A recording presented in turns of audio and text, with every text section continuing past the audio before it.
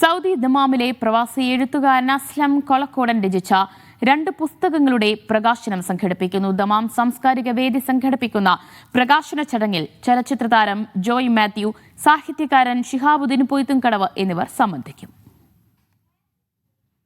പ്രവാസി എഴുത്തുകാരൻ അസ്ലം കൊളക്കോടന്റെ 2 പുസ്തകങ്ങളുടെ പ്രകാശനം ജനുവരി 29 വ്യാഴാഴ്ച ദമാം ഫൈസലിയയിലെ ഹയാത്ത് ഓഡിറ്റോറിയത്തിൽ വെച്ച് നടക്കുമെന്ന് സംഘാടകർ വാർത്താസമ്മേളനത്തിൽ അറിയിച്ചു.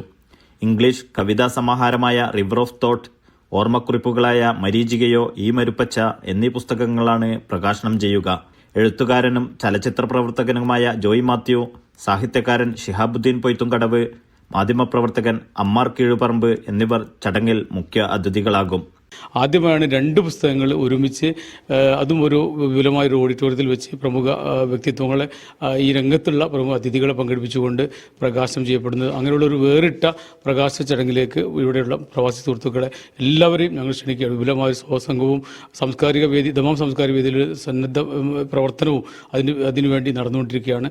എല്ലാവരെയും ഈ വരുന്ന 29 വ്യാഴാഴ്ച ഫൈസലിയിലെ ഹയ ഓഡിറ്റോറിയത്തിലേക്ക് ഞങ്ങൾ ക്ഷണിക്കും.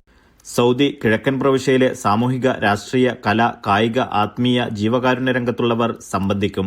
ആലിക്കുട്ടി ഒളവട്ടൂർ, മാലിക് മക്ബൂൽ, റഹ്മാൻ കാര്യാട്, അസ്ലം കൊളക്കോടൻ, സമീർ അരീക്കോട്, മഹ്മൂദ് പൂക്കാട് എന്നിവർ വാർത്താസമ്മേളനത്തിൽ പങ്കെടുത്തു.